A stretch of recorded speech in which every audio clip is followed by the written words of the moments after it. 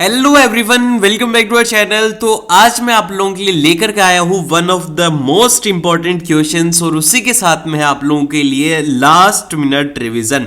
तो देखिए, last minute revision में क्या होगा, आपको है ना, मैं सबसे पहले तो फॉर्मूलाज बताऊंगा कि कौन से फॉर्मूलाज होते हैं। हम लोग फॉर्मूला का रिवीजन करेंगे और फिर उसके बाद में उसके साथ में उनके क्वेश्चंस कर लेंगे। तो इससे क्या होगा कि हमारी अच्छे से एग्जाम के लिए प्रैक्टिस हो जाएगी और हम डेफिनेटली रेडी हो जाएंगे 80 आउट ऑफ 80 स्कोर करने के लिए। और आप डेफिनेटली 80 आउट ऑफ 80 स्कोर कर सकते हो। तो बिना टाइम वेस्ट की जल्दी से स्टार्ट करते। तो देखो, इस तरीके से आप लोगों के लिए फॉर्मूलाज रहने वाले हैं। हम इसको रिवाइज करेंगे और फिर उसके बाद में इससे रिलेटेड क्वेश्चंस करेंगे। इससे पहले कि मैं आप लोगों को फिजिक्स के फॉर्मूलाज को रिवाइज करवाऊं, उससे पहले मैं आपको बता देता हूं केमिकल इक्वेशन जो होती है उसको किस तरीके से बैलेंस किया जाता है। तो एग्जांपल के तौर पर वही इक्वेशन है FeH2O और Fe3O4 प्लस ऑफ H2 है। ठीक है, इस इक्वेशन को बैलेंस करना है। तो इस इक्वेशन को बैलेंस करना बहुत ही ज्यादा आसान है, बस दो स्टेप के अंदर आप इसे कर सकते हो। सबसे पहले तो आपको क्या करना है, सबसे पहले कोई भी एक एटम को सेलेक्ट कर लो, जो कि हमने क्या कर लिया, Fe को सेलेक्ट कर लिया। ठीक है, Fe जहां जहां पर भी है उससे हमें काम में लेना और उसके अलावा और हमें कुछ भी नहीं करना। देन फिर इसके बाद में आप इस इक्वेशन को लिखो सिर्फ और सिर्फ जिसमें Fe हो। ये वाली इक्वेशन आपको दिख रही है, EQN का मतलब होता है इक्वेशन। और फिर स्टेप 2 के अंदर आपको क्या करना है, काउंट करो कि किसकी तरफ कितने एटम है। तो अगर हम देखेंगे LHS के अंदर एक ही एटम है, वहीं पर जो RHS है यहां पर कितने एटम है, वो है 3। तो अब यहां पर इसको 1 को 3 करने के लिए क्या करेंगे, मल्टीप्लाई करेंगे। तो इसीलिए इसको मल्टीप्लाई कर दिया। बस दो स्टेप होते हैं और बहुत ही ज्यादा सिंपल होता है। अभी यही हम लोग इसको फिर से अप्लाई करते हैं ऑक्सीजन के लिए। तो हमने क्या करा कि ऑक्सीजन जिसमें भी है उन एलिमेंट्स को लिखा। तो Fe को तो पहले बैलेंस, जो इक्वेशन एक बार आपने बैलेंस कर दी उसको अगली बार वैसा का वैसा लिख देना है। और फिर इसके बाद में यहां पर H2O लिखेंगे और फिर यहां पे है Fe3O4। तो यहां पर आप देखोगे कि H2O के पास में सिर्फ और सिर्फ एक मॉलिक्यूल, एक एटम है ऑक्सीजन का, और Fe3O4 के पास में कितने एटम है, Fe3O4 के पास में 4 एटम है। तो अब आपको क्या करना होगा कि 1 को 4 बनाना है, तो आपने क्या करा कि इसमें 4 से मल्टीप्लाई कर दिया। तो यहां पे क्या हो गया, ऑक्सीजन भी बैलेंस हो गई। और लास्ट के अंदर हमने क्या करा है, लास्ट के अंदर हमने इसको बैलेंस कर दिया है हाइड्रोजन को। जब हाइड्रोजन को बैलेंस किया तो आप देखोगे कि यहां पर इसके पास में हो गए टोटल 8 एटम हो गए हैं और इधर हमारे पास में सिर्फ और सिर्फ 2 है। तो 2 को 8 करने के लिए हमने 4 से मल्टीप्लाई किया। तो ये हो गई हमारी फाइनल इक्वेशन। अब इसके बाद में देखते हैं फिजिक्स के फॉर्मूलाज। तो सबसे पहले हम लोग देख लेते हैं फिजिक्स के फॉर्मूलाज। देखो, फिजिक्स के फॉर्मूलाज ही काफी ज्यादा इंपॉर्टेंट हैं। अगर ये फॉर्मूलाज याद रहते हैं तो हम बहुत सारे क्वेश्चन कर पाएंगे। तो सबसे फर्स्ट जो कंसेप्ट है वो ये है कि जो करंट है, करंट को मेजर करने के लिए दो डिवाइसेस होती हैं।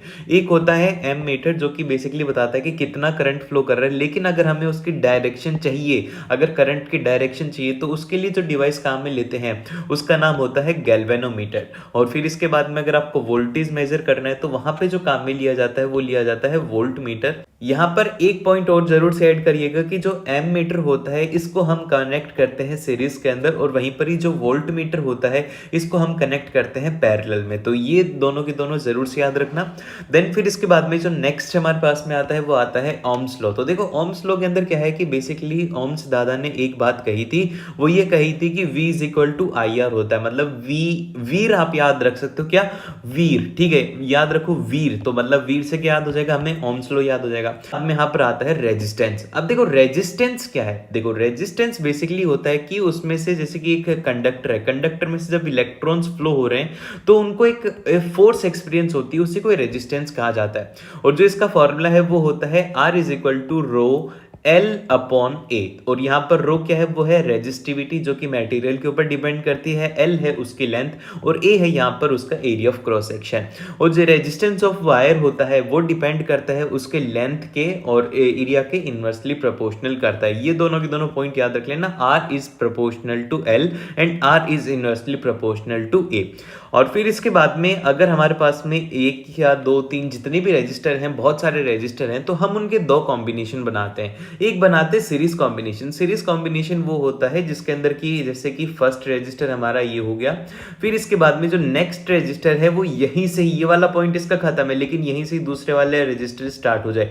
तो इस तरीके से, जैसे कि आपने ट्रेन देखी है ना, ट्रेन के अंदर ऐसे डब्बे जुड़े रहते हैं, तो अगर इस तरीके से जुड़े हुए होते हैं तो इनको कहा जाता है सीरीज कॉम्बिनेशन। और सीरीज कॉम्बिनेशन का इक्विवेलेंट रेजिस्टेंस निकालना है तो वहां पर आपको लिख देना होगा R equivalent is equal to R1 plus R2 plus R3 से लेकर के जितने भी रेजिस्टेंस उसमें जोड़ रखे सभी को एक साथ में ऐड कर देना है। देन फिर इसके बाद में यहाँ पर आता है पैरेलल कॉम्बिनेशन। अब पैरेलल कॉम्बिनेशन क्या होता है, बेसिकली आपके पास में बहुत सारे रेजिस्टेंस है लेकिन उनका पॉइंट एक ही है, जैसे कि एक ए पॉइंट है और एक ये बी पॉइंट है, तो हम क्या करेंगे कि एक रेजिस्टेंस यहाँ पर लगा देंगे, फिर दूसरा रेजिस्टेंस क्या करेंगे इसी तरीके से इसमें ये रेजिस्टेंस लगा देंगे। तो ये जो रेजिस्टेंस होते हैं पैरेलल रेजिस्टेंस, और इसका इक्विवेलेंट निकालने का जो फॉर्मूला होता है वो होता है 1/R equivalent is equal to 1/R1 plus 1/R2 plus 1/R3 से लेकर के जितने भी रेजिस्टेंस है उनको ऐड कर दीजिए।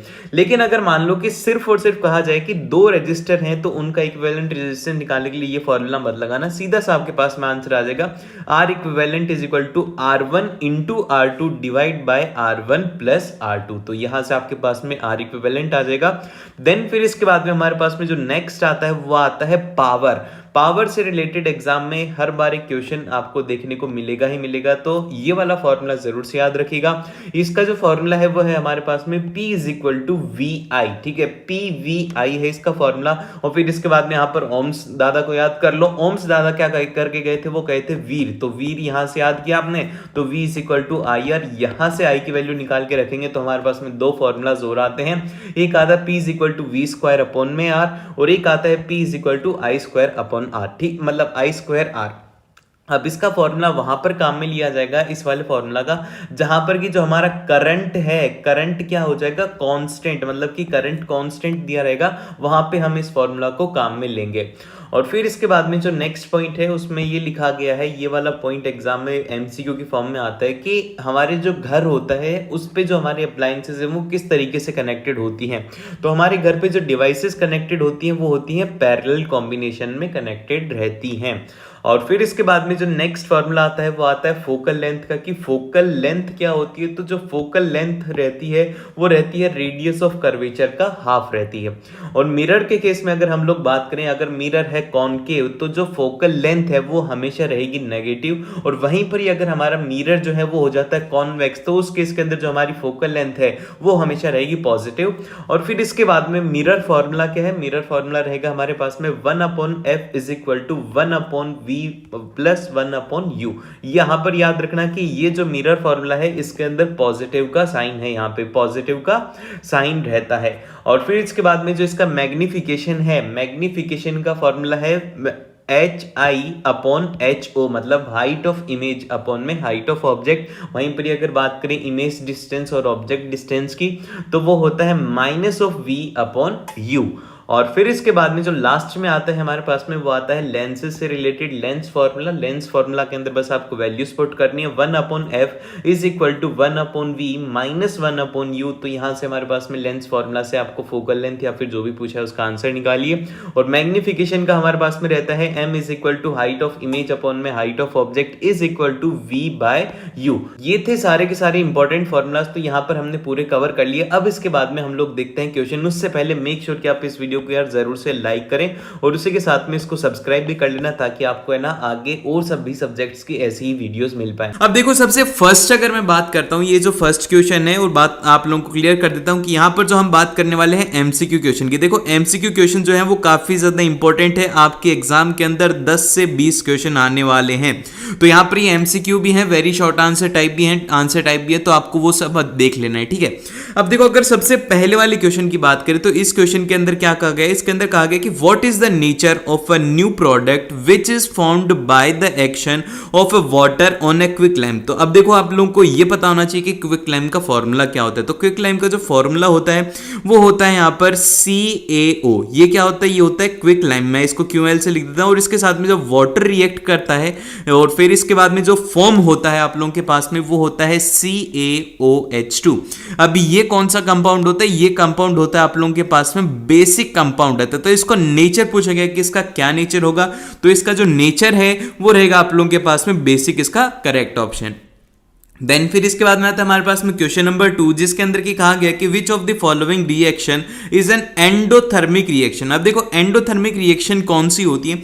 एंडोथर्मिक रिएक्शंस वो होती है जिसके अंदर की आपको जो एनर्जी है वो क्या देनी होती है, बाहर से आप लोगों को इन देनी होती है, ठीक है, कि मतलब आप बाहर से कुछ एनर्जी है जो कि दे रहे हो, और फिर उसके बाद में वो एंडोथर्मिक होता है। और जो एक्सोथर्मिक होता है उसके अंदर क्या होता है कि एनर्जी इन्वायरमेंट को दी जाती है, ठीक है। अब इसका एक बेसिक एग्जांपल आप लोगों ने देखा होगा कि जब कभी भी आपने कोल देखा होगा, अगर कोल नहीं देखा तो आप लोगों ने घर पर आपके गैस पर जिस पर खाना बनता है वो देखा होगा, तो वहां पर क्या होता है कि गैस जलती है, तो जलती है तो क्या होता है वहां पर वो हीट दे रही है, बाहर हीट दे रही है, आप अगर टच करोगे तो आपको हीट फील होगा, तो जहां पर आपको हीट फील हो उसी को ही यहां पर एक्सोथर्मिक कहते हैं, और जिसके अंदर एनर्जी काम में ली जाती है उसको एंडोथर्मिक कहते हैं।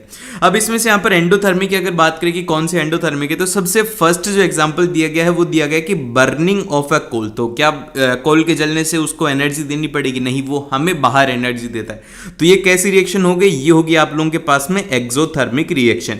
फिर इसका नेक्स्ट जो है कि decomposition of a vegetable matter into compost. तो यहां पर जो वेजिटेबल मैटर है उसको कंपोस्ट में जब डिकम्पोज होता है तो हमें इसमें एनर्जी नहीं देनी होती, ये खुद इन्वायरमेंट को एनर्जी देता है। इसको आपको याद रखना होगा कि ये जो होता है ये होता है एक्सोथर्मिक रिएक्शन। फिर इसके बाद में यहां पर आता है कि प्रोसेस ऑफ रेस्पिरेशन। अब देखो आप सांस लेना और फिर उसके बाद में सांस छोड़ना और उस अपने मुंह के आगे हाथ लगाना, तो आपको क्या होगा कि हीट फील होगी, मतलब हीट फील हो रही है तो क्या हो रहा है कि यहां पर एनर्जी रिलीज हो रही है, इसीलिए ये क्या होता है, ये भी होता है एक एक्सोथर्मिक रिएक्शन।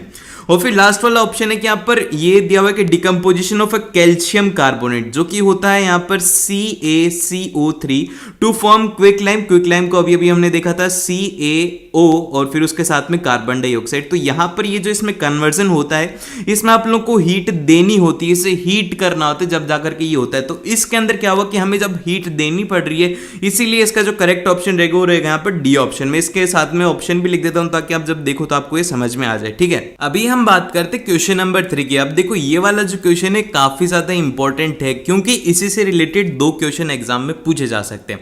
अब देखो सबसे पहला क्वेश्चन ये है कि आप लोगों को बताना है कि the bluish colour of water in a deep sea is due to, जो सी का कलर है वो ब्लू क्यों होता है।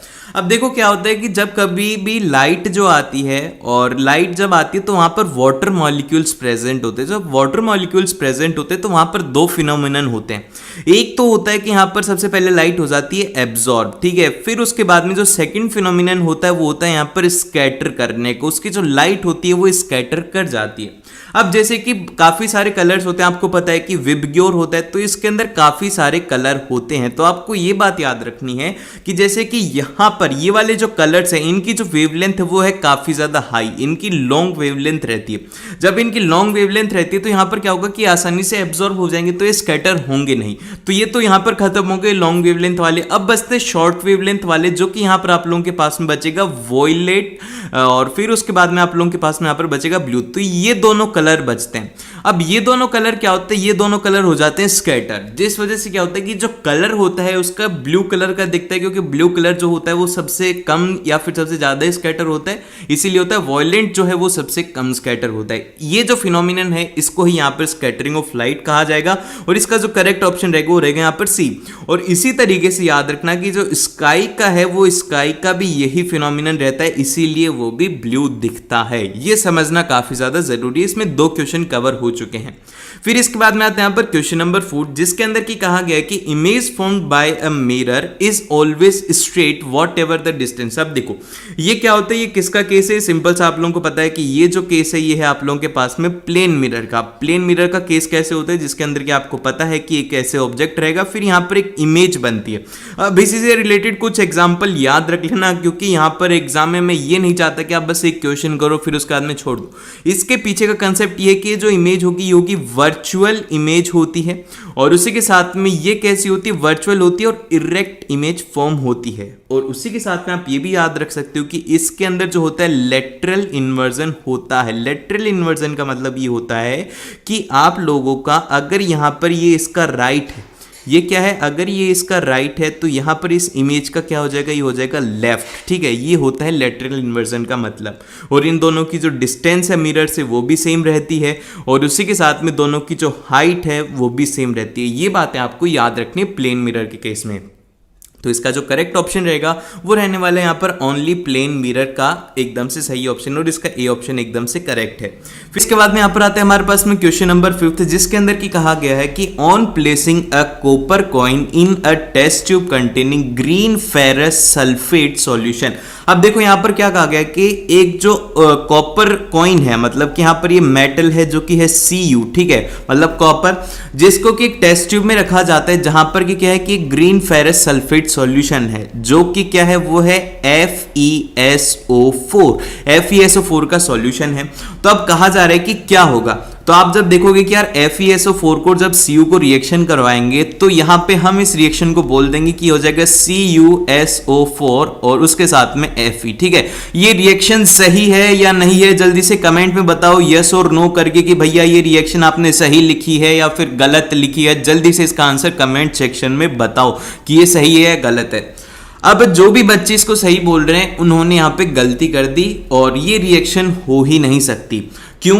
इसलिए नहीं हो सकती क्योंकि इस रिएक्शन के अंदर आप देखो कि एक तरफ तो है आयरन और एक तरफ है कॉपर।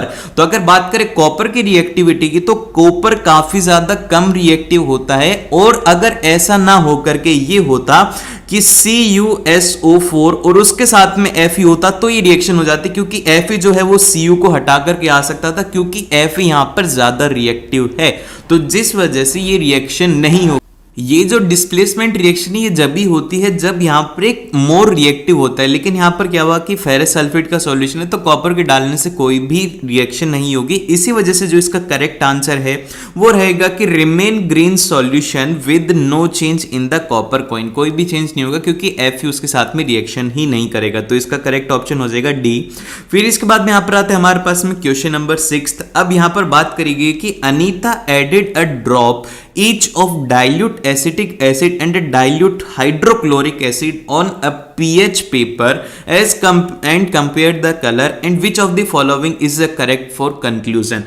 तो अब देखो क्या होता है कि एक pH स्केल वो होती है जिसके ऊपर कि आपके पास में वैल्यूज होती हैं pH की कि इतनी pH है, 0 से लेकर के 14 तक ये वैल्यू वेरी करती है, और यहाँ पर इसमें ये जो होता है ये होता है 7 की तरफ, और ये न्यूट्रल पॉइंट होता है, ये बेस पॉइंट होता है और ये एसिड का पॉइंट होता है, ठीक है। अब इसमें कहा यह गया है कि आपको 2 एसिड दे दिए गए और उनमें डिप करने के बाद में अब आपको बताना है कि कौन सा वाला ज्यादा एसिडिक है, कौन सा वाला ज्यादा बेसिक है। तो अब सभी को पता होना चाहिए कि जो एसिटिक एसिड जो है ये क्या है, ये है एक वीक एसिड है, ठीक है, वीक एसिड है। और याद रखना कि जो वीक एसिड होते हैं वो थोड़े न्यूट्रल की तरफ होते हैं, तो अब जब न्यूट्रल की तरफ होंगे तो उनकी जो पीएच की वैल्यू है वो ज्यादा होगी, और जिसकी पीएच की वैल्यू कम होती है वो क्या होते हैं, वो ज्यादा स्ट्रॉन्ग एसिड होते हैं। यहां पे आपको ये बात याद रखनी है कि जिसकी पीएच वैल्यू जितनी ज्यादा कम होगी एसिड के केस में, जितनी ज्यादा आप छोटी कर सकते हो वो उतना ही ज्यादा स्ट्रॉन्ग एसिड होगा। आपको अपना दिमाग नहीं लगाना कि जिसके ज्यादा नंबर आते हैं वो ज्यादा इंटेलिजेंट है, नहीं, यहां पर जिसके ज्यादा नंबर आते हैं वो वीक होता है। तो इसी वजह से आप लोग इसके ऑब्जर्वेशन में ये देखोगे कि यहाँ पे इसको जब आप ये पूरी ऑब्जर्वेशन पढ़ेंगे तो यहाँ पर आप ये पाएंगे कि pH of acetic acid is more than that of hydrochloric acid, जो कि एकदम से करेक्ट हो जाएगा और 6th का ऑप्शन नंबर ए इसका आंसर हो जाएगा। अब इसके बाद में जो क्वेश्चन नंबर 7 आता है ये एक इंपॉर्टेंट और एक बहुत ही अच्छा कंसेप्ट लग रहा है इसमें। अगर आपका इसमें कंसेप्ट क्लियर नहीं है तो आप डेफिनेटली इसके अंदर गलती करके आओगे। एक बार आप लोग कमेंट में बता दो कि भैया 7th का आंसर ए होगा, बी होगा, सी होगा या डी होगा, अपना दिमाग लगा करके करो। अगर नहीं आ रहा है तो मैं बताऊंगा, लेकिन एक बार ट्राई जरूर से करना, ठीक है। अब देखो ये जो है इसके अंदर यहाँ पर कुछ एक आप लोगों को ऑर्गेनिक कंपाउंड्स दिए हुए हैं और फिर उससे रिलेटेड क्वेश्चन पूछा गया। तो सबसे पहले आपको एक कंपाउंड दिखेगा जिसके अंदर की 2 कार्बन है, उसके साथ में एक डबल बॉन्ड है। इस कंपाउंड का जो नाम है वो है इथीन, इसका नाम है। और फिर इसके बाद में यहाँ पर एक ये दिया हुआ ये होता है इथेनॉइक एसिड, ठीक है। ये इनके नाम है, ठीक है। आपको याद नहीं है तो कोई बात नहीं, जब पढ़ोगे तो इनको याद कर लेना। फिर इसके बाद में सी वाला जो है ये क्या है, ये है एक इथेन, और फिर लास्ट वाला जो है वो है इथेनॉल, ठीक है। ये सभी के सभी अलग अलग हैं और इनकी अलग अलग कैटेगरी है, ठीक है। अब ये क्या क्वेश्चन है, क्वेश्चन में यहां पर कहा गया है कि ए और बी जो हैं वो एक अनसैचुरेटेड हाइड्रोकार्बन है। अब अनसैचुरेटेड का मतलब क्या होता है, अनसैचुरेटेड का मतलब ये होता है कि वहां पर एडिशन हो सकता है हाइड्रोजन का।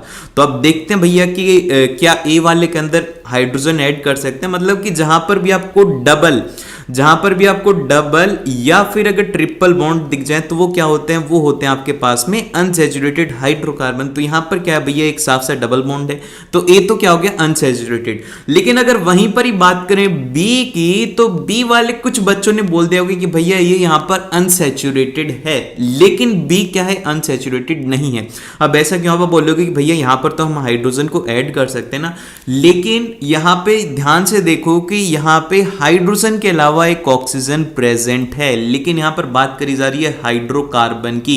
हाइड्रोकार्बन में सिर्फ और सिर्फ दो एलिमेंट होने चाहिए, कार्बन और हाइड्रोजन, फिर उसके साथ में इनके डबल बॉन्ड या फिर इनके ट्रिपल बॉन्ड ही होने चाहिए। उसके अलावा इनको पांचवा मेंबर पसंद ही नहीं आता, ये उठा के फेंक देते, बोलते हम नहीं कर रहे, हम नहीं रख रहे इसको हमारे ग्रुप में। बहुत ही ज्यादा एक तरीके से आप ये बोल सकते हो कि अपना ग्रुप बहुत अच्छा बना के रखते हैं। और फिर इसके बाद में सेकंड ऑप्शन में दिया हुआ है कि जो हमारे जो दूसरे हैं, जैसे कि अगर बात करें कि COD जो है वो सैचुरेटेड हाइड्रोकार्बन। अब यार COD कैसे हो सकते हैं, क्योंकि डी वाले के अंदर क्या हो गया, यहां पर क्या आ गया, वो आ गया ऑक्सीजन, जिस वजह से ये क्या हो गया, हाइड्रोकार्बन ही नहीं हुआ, तो सैचुरेटेड तो बहुत दूर की बात है। और फिर लास्ट वाले के अंदर यहां पे कहा गया है कि आपके पास में addition of hydrogen in the presence of a catalyst changes A to C। मतलब अगर आपके पास में कैटलिस्ट है तो आप A को C में कन्वर्ट कर सकते हो, मतलब आप हाइड्रोजन ऐड करके कर सकते हो। तो ये बहुत ही आसानी से कर सकते हो। इस बॉन्ड को हटाओ, ये वाला जो बॉन्ड है इसको हटाओ, एक हाइड्रोजन इधर लगाओ और फिर एक हाइड्रोजन इधर लगा दो, दो हाइड्रोजन लग जाएंगे जो कि यहां पर लगा दिए गए। तो ये इसमें कन्वर्ट हो सकता है, लेकिन इसके लिए कैटलिस्ट की रिक्वायरमेंट होती है, जो कि क्या होता है, वो होता है निकल। ठीक है, निकल कैटलिस्ट के प्रेजेंस में ये हो जाता है। तो इसका सही ऑप्शन रहेगा, वो रहेगा C, और ये काफी ज्यादा ट्विस्ट वाला आंसर था। और फिर इसी के साथ में और थोड़ा ट्विस्ट लाते हुए यहां पर आता है हमारे पास में क्वेश्चन नंबर 8। अब क्वेश्चन नंबर 8 के अंदर कहा यह गया है, अगर आपने सिर्फ और सिर्फ एनसीईआरटी को पढ़ा है या फिर किसी के मात्र नोट्स पढ़े हैं तो आपको यहां पर इसमें समस्या हो सकती है। अब समस्या क्या होगी, समस्या ये होगी कि आपको इसका डायग्राम जो है उससे रिलेटेड क्वेश्चन आए एनसीईआरटी के डायग्राम से। अब जैसे कि एनसीईआरटी के अंदर डायग्राम ऐसा नहीं है, एनसीईआरटी के अंदर डायग्राम कुछ ऐसा है कि यहां पर इसके अंदर ऐसे छोटे छोटे डॉट्स दिए हुए हैं, ये सेकंड और थर्ड लेयर के अंदर यहां पे ये इस तरीके से। ठीक है, ये जो लेयर हैं इनके अंदर ये जो डॉट्स हैं ये क्या है, ये है ग्रीन पिगमेंट। क्या है, ये है ग्रीन पिगमेंट, जिसकी हेल्प से क्या होता है, वो होता है फोटोसिंथेसिस। सेकंड और थर्ड लेयर के अंदर ये प्रेजेंट होते हैं। तो अब आपकी एनसीईआरटी के अंदर आपने देखा होगा कि जो ग्रीन कलर के डॉट्स दिए हुए हैं उसमें वही यहां पर रिप्रेजेंट कर रहा है, उसी से रिलेटेड क्वेश्चन आ गया। अब इसमें क्वेश्चन ये है कि आपको transverse section of a leaf identify the layer of a cell where the maximum photosynthesis अगर, तो बेसिक कौन सी जगह जहां पर मैक्सिमम फोटोसिंथेसिस होगा। तो अब मैक्सिमम फोटोसिंथेसिस तो वहां पर ही होगा ना जहां पर कि ग्रीन पिगमेंट की मैक्सिमम प्रेजेंट रहेगा। तो ग्रीन पिगमेंट जो प्रेजेंट रहता है वो सेकंड और थर्ड लेयर में सबसे ज्यादा प्रेजेंट होता है, इसीलिए ये हो गया इसका करेक्ट आंसर। इसीलिए बोल रहा हूं कि ये ट्विस्ट से भरा हुआ पेपर है। आपको मतलब सिर्फ और सिर्फ पढ़ने से ही पेपर सॉल्व नहीं होगा, आपको इसके लिए अच्छे से नॉलेज चाहिए होगी जिससे कि आप इस पेपर को अच्छे से सॉल्व कर पाएंगे। और फिर इसके बाद में हमारे पास में नेक्स्ट क्वेश्चन आता है जो कि है यहाँ पर क्वेश्चन नंबर 9। अब क्वेश्चन नंबर 9 के अंदर कहा यह गया है कि observe the experimental setup shown below and name the chemical compound X indicate that can absorb the gas which is evolve as a by product of respiration. अब देखिए यहाँ पर क्या है कि आपको एक कंटेनर दिया गया है और उसके अंदर एक प्लांट है और उसी के साथ में कंपाउंड X रखा हुआ है। तो ये क्या है, ये है आप लोगों की एक एक्टिविटी। ठीक है, अब एक्टिविटी से रिलेटेड ये क्वेश्चन है, तो इसमें बस एक कंपाउंड है जिसकी इंपॉर्टेंस ये है कि ये जो कंपाउंड रखा हुआ है ये एब्जॉर्ब कर लेगा जो भी ये बाहर देगा। तो यहां पर ये प्लांट क्या देगा, प्लांट यहां पर देगा ऑक्सीजन। गलती मत कर देना, CO2 नहीं देती, ये ऑक्सीजन देते हैं। ठीक है, और फिर जब ये ऑक्सीजन देते हैं तो ये क्या करते हैं, ये इसको एब्जॉर्ब कर लेता है। तो आपने पढ़ा होगा कि यहां पर इसमें ऐड करा जाता है KOH, जिसको कि पोटेशियम हाइड्रोक्साइड भी कहते हैं। क्या कहते हैं, पोटेशियम हाइड्रोक्साइड। तो वही यहां पर कंपाउंड ऐड करा जाता है जो कि क्या करता है कि ऑक्सीजन को एब्जॉर्ब कर लेता है, जिस वजह से इसका जो करेक्ट आंसर रहेगा वो रहेगा यहां पर बी ऑप्शन एकदम से करेक्ट है। ये एक्टिविटी से बेस्ड क्वेश्चन था इसका। और फिर इसके बाद में यहाँ पर आता है क्वेश्चन नंबर 10, जिसके अंदर की कहा यह गया है कि आपको एक टॉल टी प्लांट दिया गया है, is crossed with the pure dwarf plant, P plant ही है दोनों, एक बड़ा है और एक छोटा है। Then what is the percentage of F1 and F2 generation will be tall, मतलब टॉल होने की क्या परसेंटेज रहेगी। तो हम क्या बोलते हैं कि पेरेंट जो हैं वो है यहाँ पर टी और एक है ड्राफ्ट, मतलब स्मॉल टी से हमने उनको बोल दिया। तो अब जब F1 जनरेशन बनेगी इनकी, ठीक है, F1 जनरेशन बनेगी तो क्या होगा कि सबसे पहले तो बनेगा टी और ये एक स्मॉल टी आ जाएगा, मतलब पहले वाला और एक ये वाला ग्रुप हो गया। फिर इसके बाद में क्या करेंगे कि यही फर्स्ट वाला इसके सेकंड के साथ में जाएगा तो यहाँ पर भी टी फॉर्म हो गया। फिर उसके बाद में यहाँ पर ये सेकंड वाला फर्स्ट के साथ में जाएगा तो यहाँ पर क्या होगा टी और टी फॉर्म हो जाएगा।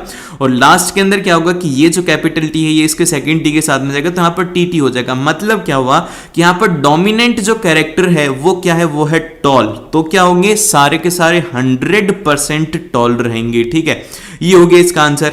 अब इसके बाद में अगर बात करें F2 जनरेशन की, तो F2 में क्या करना है आपको, इनमें से कोई भी दो पेरेंट उठा लो, डबल टी है दोनों की दोनों, कोई से भी उठा लो। फिर आपने यहां पर ऐसे सिलेक्ट करा, ठीक है, डबल टी। अब जब आप इसे देखोगे कि यहां पर जब हम इसकी ब्रीड करवाएंगे तो कैपिटल टी से कैपिटल टी हो गया, ये बन गया, और फिर उसके बाद में कैपिटल टी से स्मॉल टी हो गया, ठीक है, ये भी ठीक है, ये भी टॉल हो गया। लेकिन फिर उसके बाद में अगर बात करें स्मॉल टी का कैपिटल टी के साथ में, ये फिर से यही बन जाएगा और लास्ट के अंदर जो फॉर्म होगा वो होगा ये स्मॉल टी के साथ में स्मॉल टी, मतलब कि इसमें एक ही प्लांट क्या हुआ, वो हुआ स्मॉल। तो आप ये बोल सकते हो कि इसकी जो प्रोबेबिलिटी या फिर परसेंटेज जो है वो हो गया यहाँ पर 75%। तो यहाँ पे जो इसका करेक्ट आंसर रहने वाला है वो ये रहने वाला है कि इसका करेक्ट आंसर रहेगा वो रहेगा डी ऑप्शन, एकदम से करेक्ट है कि 100% एंड 75%। तो आप ये भी याद रख सकते हो कि F1 जनरेशन के अंदर कोई भी वेरिएशन नहीं आता है हाइट में। और फिर इसके बाद में यहाँ पर क्वेश्चन नंबर 11 दिया गया है, जिसके अंदर की कहा गया कि observe the 3 figures given below, which of the following despite the tropic movement appropriately. तो मतलब आपको यहाँ पर एक प्लांट दिया गया है, अलग अलग सिचुएशन में दिया गया है कि वो बाहर रखा हुआ है, तो कौन सा वाली सिचुएशन एकदम से सही है। तो आपको क्या पता होना चाहिए, आपको ये पता होना चाहिए कि ये तो होती है इसकी रूट्स, ठीक है, ये होती हैं रूट्स जो कि जमीन की तरफ जाते हैं, जो कि पता है सभी को, फिर भी मैं बता रहा हूं। फिर उसके बाद यहाँ पर ये जो होता है, ये होता है इसका स्टेम, जो कि क्या होता है कि लाइट की तरफ जाता है और इसका काम होता है फोटोसिंथेसिस का। तो रूट का काम है कि वो अर्थ की तरफ अट्रैक्ट हो, उनका काम है कि पानी को कलेक्ट करें, और जो स्टेम का काम है कि वो क्या करे कि CO2 को कलेक्ट करे और फूड फॉर्मेशन करे, फोटोसिंथेसिस करे, लाइट को एब्जॉर्ब करे। तो यहाँ पर जो स्टेम जो है वो जाती है लाइट की तरफ। तो अब आपको देखना होगा कि कहां पर लाइट की तरफ जा रही है, ये तो क्या कर रही है कि ग्राउंड की तरफ जा रही है, जो कि एकदम से इनकरेक्ट है। फिर ये तो लाइट की तरफ जा रही है, लेकिन इसमें देखो कि ये जो रूट है ये भी लाइट की तरफ जा रहे हैं, जबकि इनको क्या जाना चाहिए था, नीचे ग्राउंड की तरफ जाना चाहिए था। तो इसका जो करेक्ट ऑप्शन रहेगा वो रहेगा यहाँ पर ऑप्शन नंबर सी। तो इसका सही आंसर रहेगा डी ऑप्शन, एकदम से करेक्ट रहने वाला है। और फिर इसके बाद में हमारे पास में आता है क्वेश्चन नंबर 12, जिसके अंदर की कहा गया कि द डायग्राम शोज बिलो डिसिपाइड pollination, choose the option that will show a maximum variation in offspring. तो मतलब ये है कि यहां पर इनके बीच में पॉलिनेशन हो रहा है, तो किसके अंदर मैक्सिमम वेरिएशन आएगा। तो मैक्सिमम वेरिएशन जब आता है जबकि आप लोग क्रॉस पॉलिनेशन करते हो, मतलब अगर खुद के अंदर ही अगर सेल्फ पॉलिनेशन होता है तो वहां पर मिनिमम वेरिएशन आता है, लेकिन जो सबसे ज्यादा वेरिएशन आता है वो आता है क्रॉस पॉलिनेशन में। तब जैसे कि अगर बात करें ए में, तो ए में क्या हो रहा है कि यहां पर एक अपने आप से ही इसमें सेल्फ पॉलिनेट होता जा रहा है, मतलब दूसरे प्लांट का कोई रोल नहीं है। इसी तरीके से सी में भी क्या हो रहा है कि ये अपने अंदर ही पूरा पूरा सेल्फ हो रहा है। लेकिन अगर बात करें बी में, तो बी में ये हो रहा है कि ये और ये जो हैं आपस में क्रॉस पॉलिनेट कर रहे हैं, मतलब अलग अलग इनके पेरेंट हैं। अगर कोई ये मेल है तो यहां पर इधर की तरफ फीमेल होगा, जब भी जाकर के इनके बीच में क्रॉस पॉलिनेशन होगा और फिर यहां पर मैक्सिमम वेरिएशन इस केस में आएंगे। और इसी केस के अंदर डी के अंदर होगा कि यहां से डी से होकर के बी में जाए, या फिर ये जो भी होगा वो एकदम से सही रहेगा। तो जिसमें मैक्सिमम वेरिएशन है वो हो जाएगा इसका बी एंड डी, एकदम से करेक्ट ऑप्शन है। और जिसके अंदर मिनिमम वेरिएशन है बी और डी, तो हो गया मैक्सिमम, और मिनिमम वाले हो जाएंगे ए एंड सी। और फिर इसके बाद में हमारे पास में आता है यहां पर क्वेश्चन नंबर 13। अब देखो क्वेश्चन नंबर 13 जो है इसको अगर आपने थोड़ा ध्यान से पढ़ा होगा, एक तरीके से अगर आपने इलेक्ट्रिसिटी जो चैप्टर उसको ध्यान से पढ़ा होगा तो ही आप इसका आंसर कर सकते हो। अब ये बात है कि a complete circuit is left for the several minutes, मतलब कि एक सर्किट है जिसको कि काफी मिनट तक ऑन छोड़ दिया गया, and causing the connecting copper wire to become hot, और उसके साथ में कॉपर वायर को कनेक्ट कर दिया कि वो गर्म हो जाए। As the temperature of wire increases the electrical resistance of the wire क्या होगा। तो अब देखो क्या हो रहा है कि उसके अंदर जो करंट है वो काफी अच्छे से हमने उसमें फ्लो करवा दिया, ठीक है। अब इसका एक लॉजिक तो ये भी है कि उसमें से क्या होगी कि हीट रिलीज होगी। अब जब हीट उसमें से रिलीज हो रही है तो हम उसका फॉर्मूला लगा देंगे, वो लगा देंगे I² R और T। तो यहां से हम बोल सकते हैं कि हीट जो है वो डायरेक्टली प्रोपोर्शनल हो जाएगी रेजिस्टेंस के। तो मतलब अगर उसका टेम्परेचर इंक्रीज हो रहा है, हीट भी इंक्रीज होगी, तो मतलब उसका रेजिस्टेंस भी इंक्रीज होगा। इससे भी आंसर आ सकता है, लेकिन मैं आप लोगों को थोड़ा इसको अंदर से एक्सप्लेन करता हूं। वो ये है कि एक कंडक्टर है, ठीक है, कंडक्टर के अंदर काफी सारे इलेक्ट्रॉन्स हैं, और जब उसमें इलेक्ट्रिसिटी पास हुई तो क्या हुआ कि वो एक दूसरे से टकराने लग गए और काफी सारा मूवमेंट होने लग गया, जिस वजह से क्या हुआ कि उनके अंदर टेम्परेचर भी राइज आने लग गया। और जब इतना ज्यादा सडन मूवमेंट होता है तो वहां पर क्या होता है कि जो उनका रेजिस्टेंस है वो भी इंक्रीज हो जाता है, क्योंकि अल्टीमेटली रेजिस्टेंस क्या होता है, वो होता है फ्लो ऑफ इलेक्ट्रॉन। लेकिन यहां पर आपने देखा कि इलेक्ट्रॉन की जो एक तरीके से काफी सारे इलेक्ट्रॉन एक दूसरे से घूम रहे हैं, तो वहां पर क्या होगा कि इलेक्ट्रिकल रेजिस्टेंस भी इंक्रीज होगा। तो इसका करेक्ट ऑप्शन रहेगा ऑप्शन नंबर सी, एकदम से सही आंसर रहेगा। और फिर इसका यहां पर आता है क्वेश्चन नंबर 14। अब देखो क्वेश्चन नंबर 14 देखते हो सकता है कि कुछ बच्चों को बुखार चढ़ जाएगी, बोलेंगे कि यार भैया इतना पेपर ज्यादा टफ आ जाएगा क्या।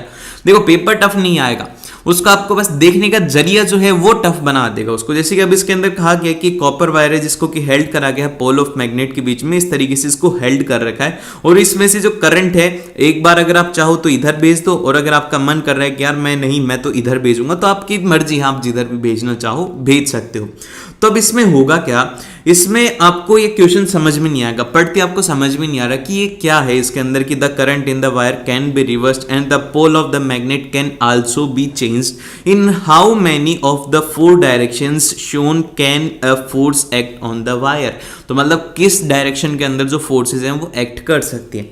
तो देखो हमारी सिंपल से हम क्या करते हैं, हमारी मोटर बनाते हैं, क्या करते हैं हम हमारी खुद की मोटर बनाते हैं, नॉर्थ पोल और साउथ पोल, जिससे कि आप पढ़ करके बड़े हुए हो, ठीक है। ये नॉर्थ पोल बना दिया, और ये यहाँ पर मैंने क्या बना दी, ये बना दिया मैंने साउथ पोल, ठीक है, ये इस तरीके से है। और इसके अंदर जो मैग्नेटिक लाइंस हैं वो इस तरीके से, ठीक है, ये हो गया। और फिर इसके बाद यहाँ पर क्या हो रहा है कि ये है वायर, जो कि अभी भी हमने क्वेश्चन में डिस्कस करा था, वही है यहाँ पे वायर।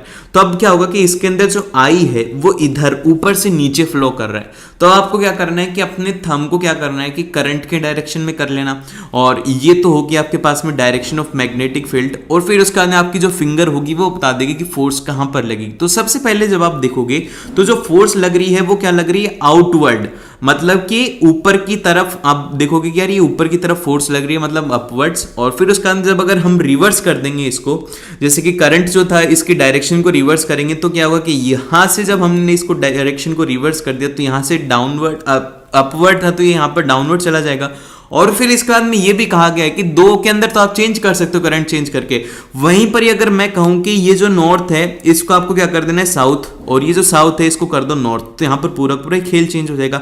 खेल ये चेंज हो जाएगा कि यहां पर इसको हटा करके, ठीक है, ये यहां पर इधर की तरफ आ जाएगी मैग्नेटिक फील्ड, और जब इधर की तरफ आएगी तो भी इसमें 2 ही सिचुएशन बनेंगी, एक अपवर्ड की और एक डाउनवर्ड की। तो दोनों सिचुएशन इसके अंदर बनेंगी, 2 इसमें बनी है और 2 जब हमने करंट चेंज करा था जब बनी है। तो टोटल यहां पर कितनी डायरेक्शन आ जाएंगी, वो आ जाएंगी मात्र 2 ही डायरेक्शन आएंगी, क्योंकि दोनों के अंदर क्या हो रहा है कि ऊपर और नीचे की ही डायरेक्शन आ रही है। तो यहां पर इसका करेक्ट ऑप्शन जो होगा वो बी ऑप्शन एकदम से सही आंसर रहेगा, ठीक है। और फिर इसके बाद में यहाँ पर आता है क्वेश्चन नंबर 15। अब क्वेश्चन नंबर 15 के अंदर कहा यह गया है कि a plastic insulation surround a wire having a diameter d and length l as shown above. तो यहाँ पर क्या है कि एक जो है हमारे पास में वायर है जिसकी की जो डायमीटर है वो है d और उसकी लेंथ है वो है l। और फिर उसके बाद में कहा यह गया है कि अगर हमें इसका रेजिस्टेंस बढ़ाना होगा कि if we wants to decrease, मतलब सॉरी मैंने इंक्रीज बोल दिया था, decrease the resistance what would be produce by an increase in. तो मतलब ये कि अगर आपको रेजिस्टेंस को डिक्रीज कर रहे हैं तो आपको ऐसा क्या करना होगा कि उसका जो रेजिस्टेंस है वो डिक्रीज हो जाए, किसको बढ़ाने से ऐसा हो सकता है। तो हम क्या करेंगे, यहाँ पर फॉर्मूला लिखेंगे। फॉर्मूला क्या होता है, R is equal to rho L by A. तो मतलब A का मतलब यहाँ पर होता है कि आपको सिंपल सा डायामीटर को काम में लेना है, डायामीटर या फिर रेडियस जो भी है उसको यहाँ पर आपको काम में लेना है। तब आपको कहा यह गया है कि रेजिस्टेंस को डिक्रीज करो। अब रेजिस्टेंस को डिक्रीज आप कैसे कर सकते हो, या तो आप इसके जो डिवाइड करने वाला है उसको इंक्रीज कर दो, तो क्या होगा कि इसकी ओवरऑल वैल्यू डिक्रीज हो जाएगी। तो वही हम करते हैं कि जो डायामीटर है उसको इंक्रीज कर देते हैं, जिससे कि उसका एरिया इंक्रीज होगा। एरिया इंक्रीज होने से क्या होगा कि पूरी पूरी जो टर्म है वो हो जाएगी यहाँ पर डिक्रीज। तो इसी वजह से हम ये बोल सकते हैं कि हमें क्या करना होगा कि डायमीटर ऑफ वायर को इंक्रीज करना होगा बी में। और अभी आप लोग बताओ कि रेजिस्टेंस के अंदर अगर मैं एरिया को कांस्टेंट रखता हूं, कि मैं डायमीटर को चेंज नहीं करता, और मैं लेंथ को क्या करता हूं, मैं लेंथ को इंक्रीज करने लग जाता हूं, तो क्या होगा, मतलब अगर मैं लेंथ को इंक्रीज कर रहा हूं तो रेजिस्टेंस के ऊपर क्या फर्क पड़ेगा। जल्दी से इसका आंसर कमेंट सेक्शन में बता दो। अगर अभी तक देख रहे हो तो एक बार जरूर से आप इसका आंसर बताइएगा, ठीक है। और फिर इसके बाद में हमारे पास में आते हैं यहाँ पर क्वेश्चन नंबर 16। अब क्वेश्चन नंबर 16 के अंदर क्या कहा गया है भाई, अब इसके अंदर ये कहा गया है कि विच of the following pattern correctly describe the magnetic field around a long straight current carrying wire. तो भैया ये जो है ये सबसे ज्यादा सुखद क्वेश्चन है और सबसे लास्ट क्वेश्चन है ऑब्जेक्टिव का। तो आपको एक सुख दे दिया कि यार तुम्हारे स्टार्टिंग का क्वेश्चन भी आसान था, लास्ट वाला भी इजी दे दिया, तो मतलब तुम खुश रहो। तो देखो क्या है, ये भी एक एक्टिविटी के ऊपर ही बेस्ड क्वेश्चन है। इसके अंदर कि आपने वो एक्टिविटी देखी होगी कि उसके अंदर एक लॉन्ग वायर जा रहा है और फिर उसके सराउंडिंग में इस तरीके से ये जो डॉट है ये है वायर, और इसके सराउंडिंग में इस तरीके से वो बन रही थी। नेल्स को जब हमने करा था कि आयरन के फिलिंग्स को जब उस पर डालता तो इस तरीके से ये शेप हो रही थी। तो इन शेप को कहा जाता है कॉन्सेंट्रिक सर्कल। कॉन्सेंट्रिक सर्कल इसलिए क्योंकि इन सभी का सेंटर क्या है, वो एक ही है, जो कि वायर है काफी ज्यादा लॉन्ग वाला। तो इसके अंदर इसका आप सही आंसर बता दोगे कि डी ऑप्शन एकदम से सही रहेगा, क्योंकि कॉन्सेंट्रिक सर्कल क्रिएट होंगे वायर के अराउंड में। तो यहां पर ये हो गया, इसका डी ऑप्शन एकदम से करेक्ट है। अब इसके बाद में यहां पर आते हैं क्वेश्चन नंबर 17 से लेकर के 20 तक, वो है असर्शन और रीजनिंग का। कि आपको सबसे पहले बताया जाएगा कि ये ऐसा है और फिर इसके पीछे का रीजन ये है। तो आप ये बताओ कि कौन से वाला करेक्ट है, कौन से वाला इनकरेक्ट है। तो अब अगर बात करें सबसे पहले क्वेश्चन नंबर 14 की, तो क्वेश्चन नंबर 14 के अंदर कहा यह गया है, असर्शन में यह दिया गया है कि सिल्वर ब्रोमाइड जो है डिकम्पोज हो जाता है, जो कि डिकम्पोजिशन होता है उसको यूज में लिया जाता है ब्लैक और व्हाइट फोटोग्राफी में।